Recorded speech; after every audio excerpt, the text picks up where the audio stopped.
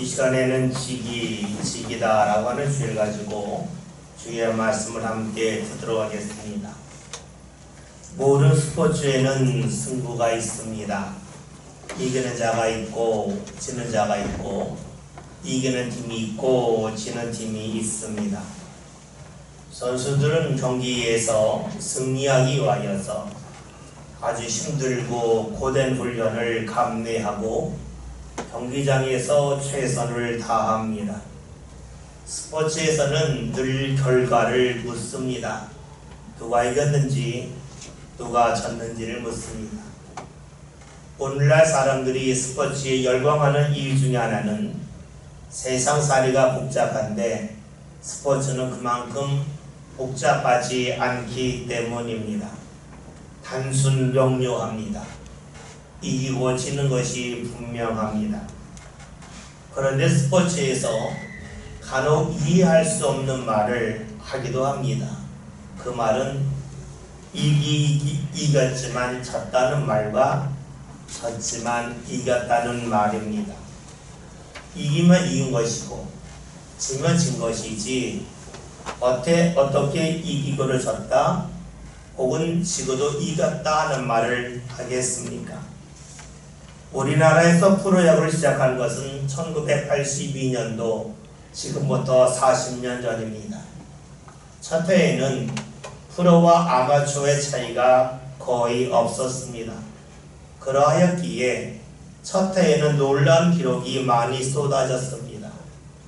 그 중에 하나가 박철순 투수가 세운 22연승이라고 하는 기록입니다. 이 기록은 지금까지 깨어지지 않았고 앞으로도 깨어질 가능성이 거의 없습니다. 박철순 투수는 첫 해 놀라운 성적을 얻었지만 그 후에 허리가 좋지 않아서 부상을 당하고 여러 번 수술을 했습니다. 고된 재활 훈련을 받고 다시금 마운드에 서고 또 섰습니다. 그가 마운드에 다시 서서 공을 던졌을 때에 전성기만큼은 아니었지만 그의 공의 위력은 대단했습니다. 타자들이 잘 칠 수가 없었습니다. 그러자 상대 선수들이 이 박철순 선수의 약점을 공략하기 시작했습니다. 그것은 박철순 선수가 허리 수술을 여러 번 하였기 때문에 수비를 하기 힘들다는 것이었습니다.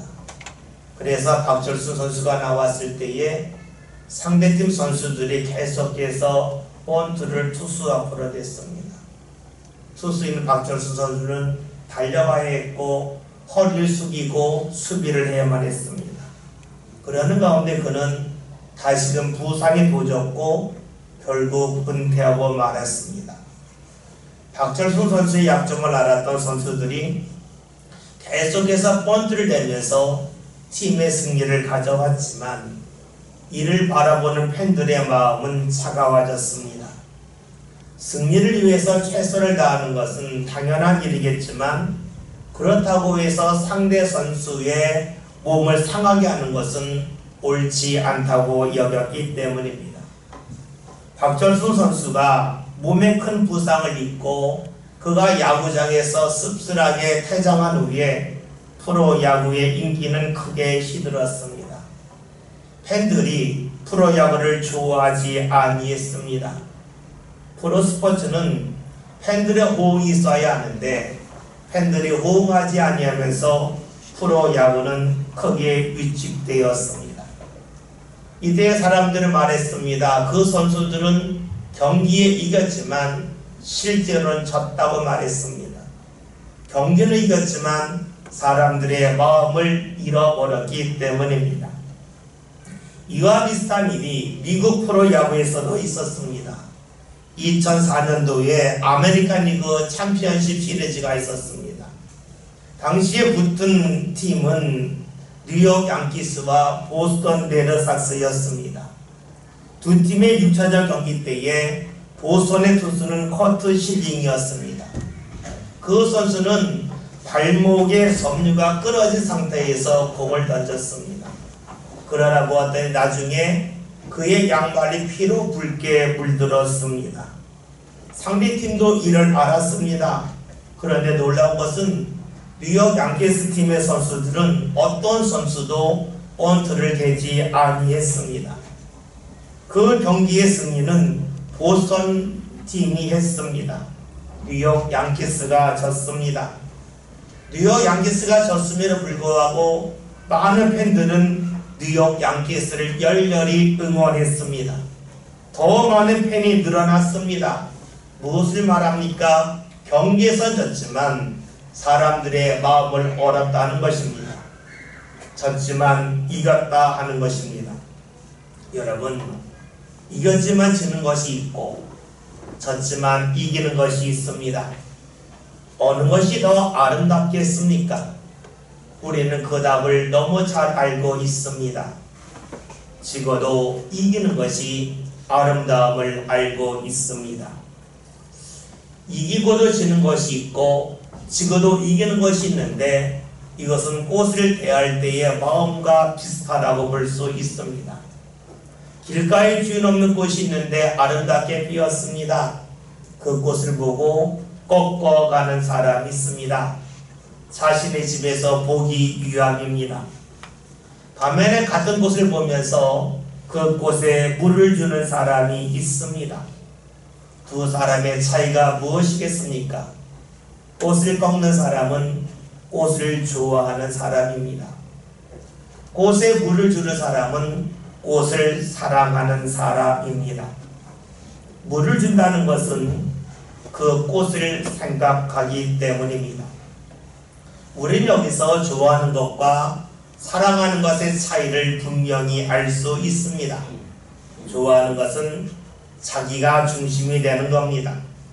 사랑한다고 하는 것은 상대가 중심이 되는 것을 말하죠. 경기로 말한다면 좋아한다고 하는 것은 이기기로 이겼지만 지는 경기를 하는 것입니다. 사랑이 무엇일까요? 경기로 말한다면 경기에 졌지만 이기는 것을 말합니다. 그렇죠. 좋아한다고 하는 것은 지금 내가 원하는 것을 붙잡는 것을 말합니다. 사랑하는 것은 내가 마주하는 대상을 아끼는 것을 말합니다. 사람을 대할 때는 어떠할까요? 우리가 누군가를 좋아한다, 사랑한다 하는 것은 언제 차이가 생기겠습니까?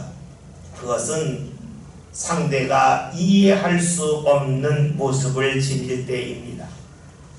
마주하는 상대가 자신이 이해하는 대로만 행동한다면 그와의 관계는 나빠질 리가 없습니다. 문제는 상대가 자신이 이해할 수 없는 모습을 지닐 때입니다. 마주하는 대상이 내가 이해할 수 없는 일을 할 때에 멀리할 때가 있습니다. 그 대상을 좋아했을 때입니다. 좋아했을 때는 그가 이해할 수 있는 모습만을 지닐 때 있고 이해할 수 없는 모습을 지닌다면 등을 돌립니다. 사랑은 무엇입니까? 상대가 이해할 수 없는 모습을 지닐 때에 상대가 왜 그럴까 하면서 그를 이해하려고 힘쓰는 것입니다. 좋아한다고 하는 것은 내가 중심이 되기 때문에 내 마음에 들지 않으면 버리는 것이고, 사랑한다고 하는 것은 상대가 중심이 되기 때문에 상대를 이해할 수 없을 때에 내가 부족하기 때문이라고 여기면서 그를 이해하려고 힘쓰는 것입니다. 여러분, 사랑은 언제 할 수 있습니까? 상대를 이해할 때입니다. 사랑을 누가 할 수 있습니까? 상대를 이해하려고 할 때입니다. 상대를 이해하려고 하지 아니한다면 그것은 사랑이 아니요 좋아함에 불과합니다. 5월은 가정의 달이죠. 5월에는 5월 5일 어린이날이 있고 5월 8일 어버이날이 있고 5월 21일 부부의 날이 있습니다. 왜 이렇게 날을 제정했을까요? 그날에 상대에게 선물하라 하는 것일까요? 물론 그럴 수도 있겠지만 상대를 이해하려고 힘쓰라 하는 것입니다. 이해할 때 비로소 사랑할 수 있기 때문입니다. 5월을 맞이하여 우리는 이렇게 질문할 수 있습니다. 우리의 가정은 오늘 사랑이 넘치는가 하는 것입니다. 또 질문할 것이 있죠. 우리의 가정이 사랑이 넘치기를 원하는데 나는 이해받기를 원하는가, 이해하려고 하는가 하는 것입니다. 가정의 출발은 부부입니다. 부부가 있기에 가정이 있습니다. 따라서 가정이 사랑이 넘치려면 부부 사이에 사랑이 있어야 합니다. 부부 사이에 사랑이 있다고 하는 것은 부부 사이가 서로가 서로를 이해하려고 할 때입니다. 이해할 수 없다고 해서 상대에게 등을 돌린다면 어떻게 되겠습니까? 그 가정에는 더 이상 사랑이 피어날 수가 없습니다. 오늘 성경에서는 상대를 사랑하여 이해하기 위하여 필요한 것이 무엇인지에 관하여 우리에게 말씀해주고 있습니다. 본문 24절을 다 함께 보겠습니다. 말씀 봅니다.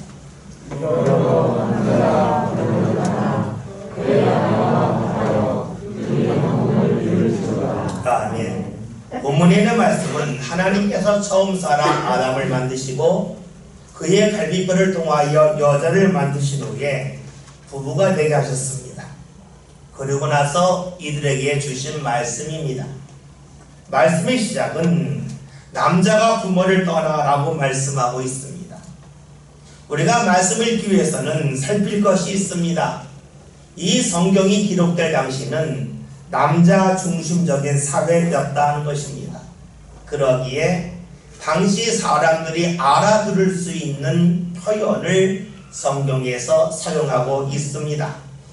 그래서 남자가 부모를 떠나라고 하는 말씀은 여자는 결혼하면 당연히 떠나기 때문에 남자에게 초점을 맞췄습니다. 따라서 이 말씀을 우리가 제대로 읽으려면 남자와 여자가 모두 부모를 떠나라 라는 말씀으로 보아야만 합니다. 그렇다면 남자가 여자가 부모를 떠난다고 하는 것은 무엇을 말하겠습니까? 같이 살던 집에서 공간적으로 떠나는 것을 말하겠습니까? 만약에 그렇다면 결혼한 자녀들은 부모와 한 집에 살면 안 된다 하는 것이 됩니다. 그리고 결혼한 후에는 부모가 어떠하든지 간에 모시고 살면 안 된다, 즉 금지한다는 말씀이 될 것입니다. 이렇게 본다면 말씀이 복잡해지죠. 따라서 우리가 말씀을 쉽게 읽으려면 부모를 떠난다고 하는 것은 공간적으로 떠나는 것이 아님을 먼저 마음에 두어야 합니다.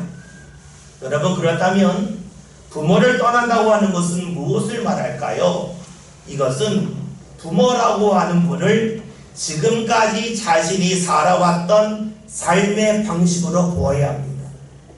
부모를 떠난다고 하는 것은 자신이 지금까지 살아왔던 삶의 방법에서 떠난다, 벗어난다는 것을 말합니다. 이것은 지금까지 삶을 부정하라 하는 것을 말하는 것이 아닙니다. 부정하는 것을 말하는 것이 아니라 삶의 영역을 확대하기 위해서는 떠나야 한다 하는 것입니다. 그렇죠. 지금까지 살아왔던 삶의 방식에서 삶을 확대시켜야 새로운 사람을 만날 수 있습니다. 그 사람을 만나서 이해할 수 있습니다. 그 사람을 만나서 사랑할 수 있습니다. 그러면 왜 떠나라고 했을까요? 그 이유는 간단합니다. 자신이 마주하는 대상이 있는데 그 대상을 이해하기 위해서는 멀리서 보는 것이 아니라 가까이 가서 보아야 하기 때문입니다. 지난주 제 경험을 통해서 산에 대하여 말씀드린 적이 있습니다. 산을 멀리서 보면 산등성이는 칼과 같습니다. 그러나 실제로 가까이 가서 보면 산등성이는 칼과 같지 않고 둥그러합니다. 가까이에서 보는 것과 멀리서 보는 것을 통해서 이해하는 정도는 다릅니다. 사람을 볼 때에도 역시 그러합니다. 멀리서 봐서 이해할 수 없는 사람이지만 그 사람을 가까이 하면 이해할 수가 있습니다. 그러기에 사랑하면 떠납니다. 떠나야 가까이 갈 수가 있고 가까이 가야 제대로 이해할 수 있기 때문입니다. 그런데 오늘 말씀에서는 부모를 떠나라는 말씀에서 멈추지 않죠. 다시금 24절의 말씀을 보겠습니다. 말씀 봅니다.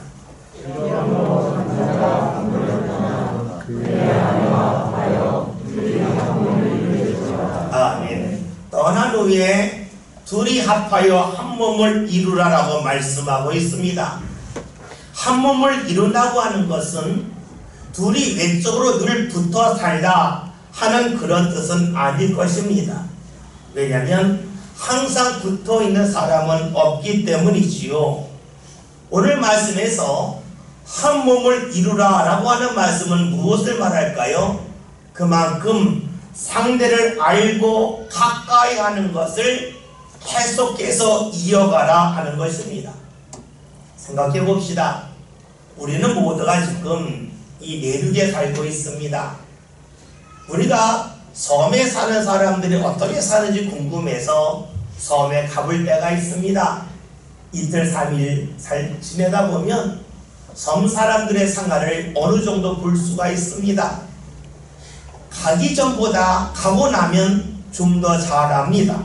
그러나 나 자신이 섬에 가서 2, 3일 지내고 나서 내가 섬을 제대로 안다고 이해한다고 말할 수는 없겠죠. 섬을 제대로 알고 이해하려면 그 섬에 거주해야 합니다. 오랫동안 살아야 합니다. 여러분, 사람을 알고 이해하는 것도 마찬가지 아니겠습니까? 내가 누군가를 사랑하려면 그를 이해해야 합니다. 이해하려면 가까이 됩니다. 가까이 하는데 아주 짧은 시간 동안 가까이 하는 것이 아니라 계속해서 오랜 시간 동안 가까이 해야만 자신이 마주하는 대상을 제대로 이해할 수가 있고 사랑할 수가 있습니다. 상대를 이해하는 부분이 늘어날수록 상대를 존중할 수 있는 부분도 늘어납니다. 우리는 지금까지 24절에 있는 말씀을 통해서 사랑하기 위해서는 상대를 이해되고 이해하기 위해서는 자신의 삶의 자리에서 떠나서 영역을 확대될 뿐만이 아니라 가까이 하는 시간이 계속 이어져야 된다 하는 말씀을 보았습니다. 그렇다면 여러분, 사랑해서 이해한다고 하는 것은 과연 무엇을 말하겠습니까? 오늘 말씀 25절 함께 보겠습니다.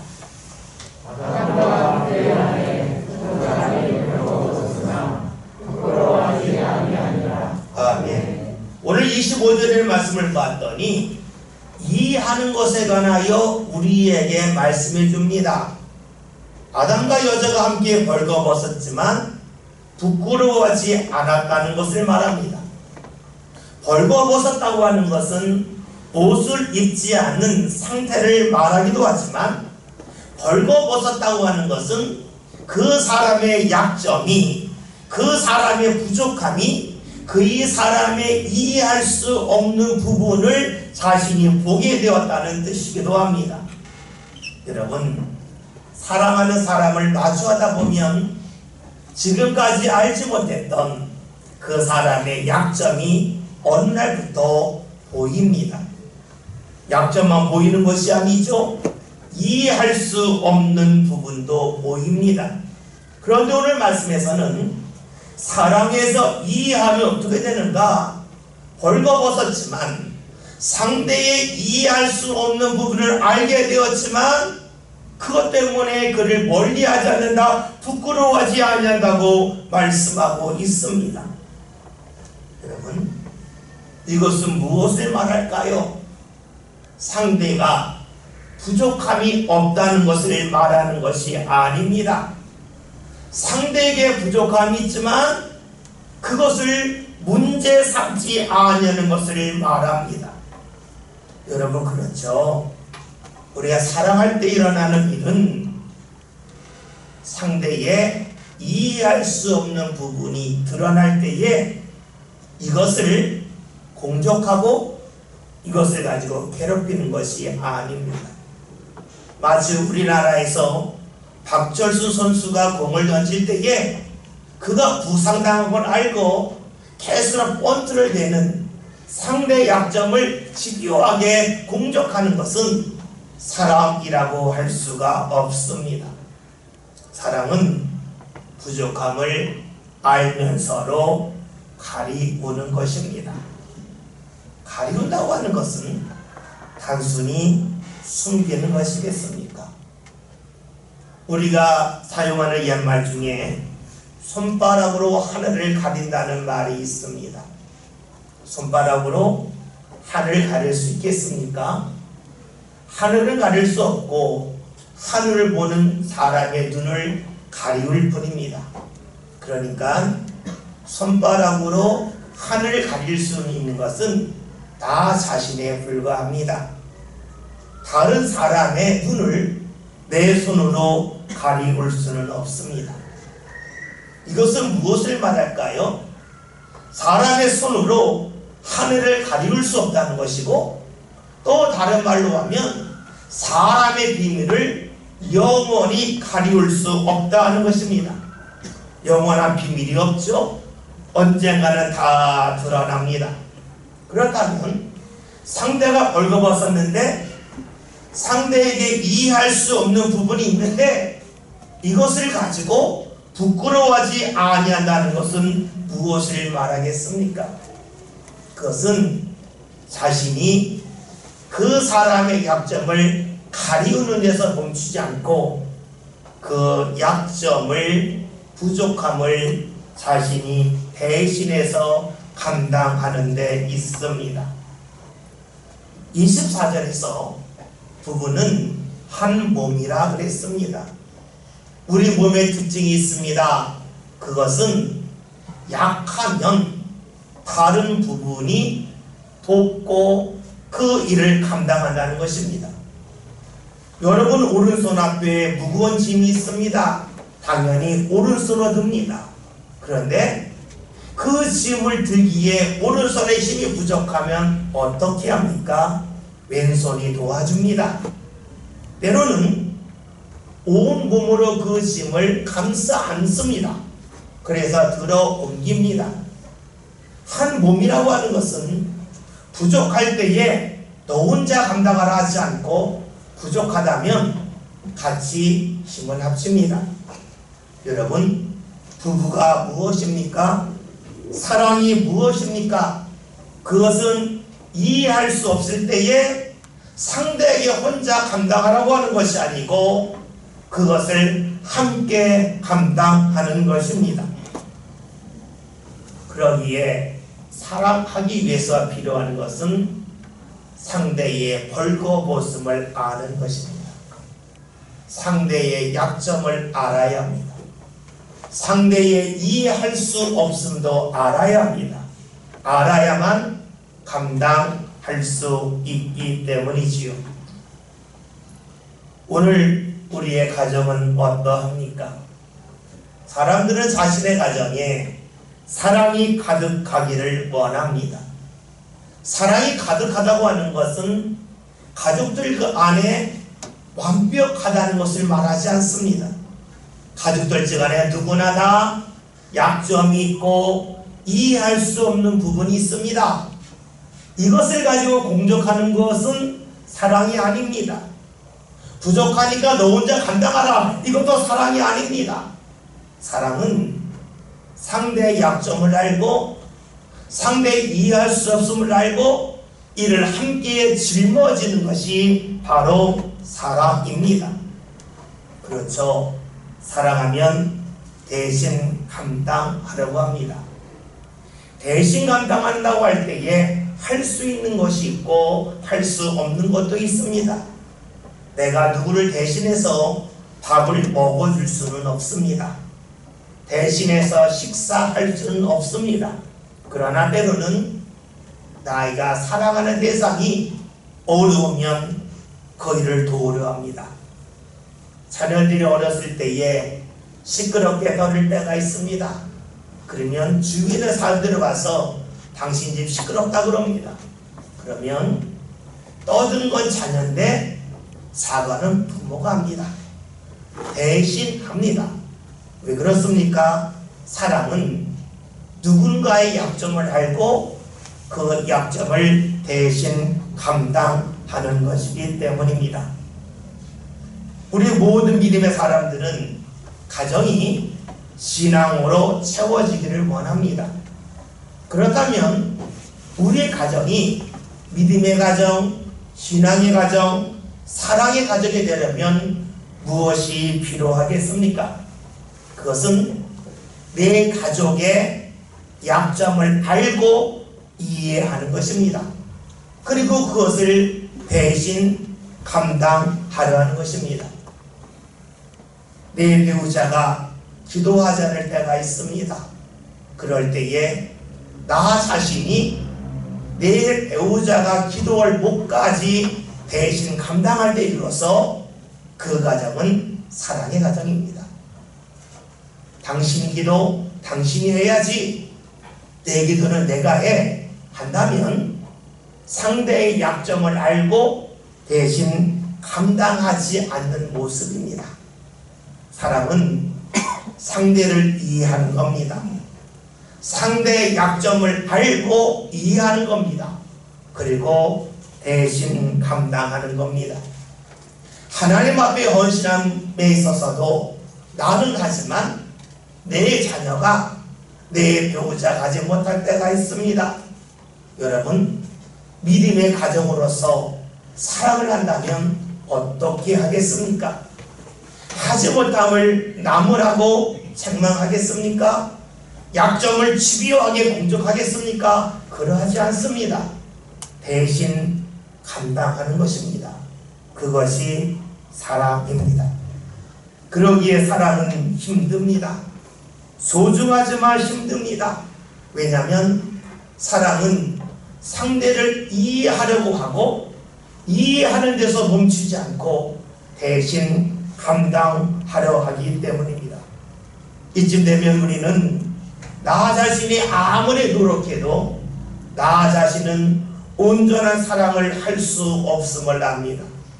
내가 누군가를 100% 이해할 수도 없고 그 사람의 부족함을 나 자신이 다 감당할 수도 없기 때문입니다. 그러기에 우리는 이 시간 예수님을 보게 됩니다. 왜냐하면 예수님은 우리를 온전히 사랑하셨기 때문입니다. 예수님은 우리를 사랑하시기에 예수님의 자리를 고집하지 않고 떠나셨습니다. 남자가 부모를 떠나듯이 예수님은 하나님이 계신 보좌를 떠나서 우리에게 다가오셨습니다. 그 자리가 싫어서가 아닙니다. 사랑하는 우리를 좀 더 가까이에서 계속해서 보면서 이해하고자 우리에게 다가오셨습니다. 잠시가 아닙니다. 일생 동안 우리와 함께 하셨습니다. 그리고 이 세상에서 예수님은 사람들과 함께 하면서 사람들의 벌거벗음을 다 보았습니다. 사람들의 약점을 보았습니다. 앞에서는 강한 것 같아도 속은 약하고 힘이 없는 사람을 다 보셨습니다. 거기서 멈추지 아니하시죠. 그러한 사람의 부족함, 그러한 사람의 죄를 감당하기 위해서 예수님은 십자가를 지셨습니다. 예수님은 어떤 분입니까? 우리를 이해하기 위하여 우리에게 다가오신 분이요, 우리와 오랫동안 함께 하신 분이요, 우리의 약점을 알면서 그 약점을 가지고 우리를 공격하거나 협박하지 아니하시고 우리의 모든 약점 죄를 담당하신 분입니다. 이를 통하여 우리로 하여금 하나님 앞으로 나아갈 수 있는 길을 여신 분이 바로 예수님이십니다. 그러기에 우리는 예수님을 보면서 사랑이 무엇인지를 알 수가 있습니다. 나는 사랑을 원하지만 사랑을 할 수 있는 능력이 없지만 예수님을 바라보면서 사랑이 무엇인지를 알 수가 있습니다. 그리고 그러한 예수님이 우리와 함께 한다면 내 삶도 사랑으로 채워질 수 있음을 믿습니다. 우리가 흔히 사랑을 햇볕에 비유하죠. 사랑은 삶을 따뜻하게 합니다. 햇볕이 내 몸에 비치면 내 몸에 있는 차가움이 사라지고 몸에 열기가 돋습니다. 그런데 몸에 열기가 돋으면 몸만이 아니라 우리의 손도 따뜻해집니다. 우리의 몸이 햇빛을 받으면 일하는 우리의 손이, 누군가를 마주지 않는 우리의 손이 따뜻해집니다. 우리가 예수를 가까이 함을 통해서 우리 안에 주의 사랑이 자리 잡을 때에 우리가 내밀는 손도 역시 따뜻해집니다. 상대를 이해할 수가 있고 이해하려고 하고 상대의 부족함과 약점을 집요하게 공격하는 것이 아니라 그것을 감당하려고 하는 사람으로 살아갈 수 있습니다. 오늘 말씀 제목이 지기지기다입니다. 우리 옛말에 백년지기라는 말이 있습니다. 오랫동안 가까이 하면서 나를 아는 사람을 백년지기라 말합니다. 지기라고 하는 말은 나를 아는 사람을 말합니다. 사랑이 무엇입니까? 누군가를 아는 겁니다. 누군가의 얼굴을 아는 것이 아니라 그 사람의 부족함까지 아는 겁니다. 그리고 그 사람의 부족함을 알고 이해하려 하는 것입니다. 오늘 말씀 제목이 지기다입니다. 지기다에서 지기다는 우리가 흔히 사용하는 말 등대지기를 생각하면 됩니다. 등대지기는 무엇입니까? 등대를 지키는 사람입니다. 여러분, 사랑이 무엇입니까? 상대의 약점을 알면서도 그 약점 때문에 그 사람을 포기하거나 멀리하거나 그에게서 떠나가는 것이 아닙니다. 그를 지키는 자입니다. 여러분, 사랑은 지기입니다. 이해하는 겁니다. 그리고 우리가 누군가를 사랑하면 그 사람에게 말합니다. 나는 너의 지기다. 너를 지킬 거다. 마치 예수님께서 우리에게 하시는 말씀처럼 너에게 죄가 있지만 너에게 부족함이 가득하지만 나는 너의 지기다. 나는 너를 포기하거나 너를 떠나지 않고 너를 지킨다 말씀하시지요. 오늘 저와 여러분이 5월 가정의 달에 사랑이 가득한 가정을 꿈꾸고 계시지 아니합니까? 그렇다면 여러분 지기다가 됩시다. 상대를 알려고 합시다. 상대의 약점을 알았을 때에 그 약점을 알고 이해하고 그것을 지키려고 하는 저와 여러분이 되기 위하여 우리 삶의 지기요 지기다고 말씀하시는 예수님을 가까이 하는 저와 여러분이 다 될 수 있길 바라겠습니다. 그리하여 주의 사랑이 우리의 온몸을 우리의 삶을 따뜻하게 데피는 가운데 우리의 손이 우리의 움직이는 발걸음이 따뜻해져서 우리의 가정이 사랑으로 가득 채워질 수 있기를 주의 이름으로 기원드립니다. 기도합니다. 하나님,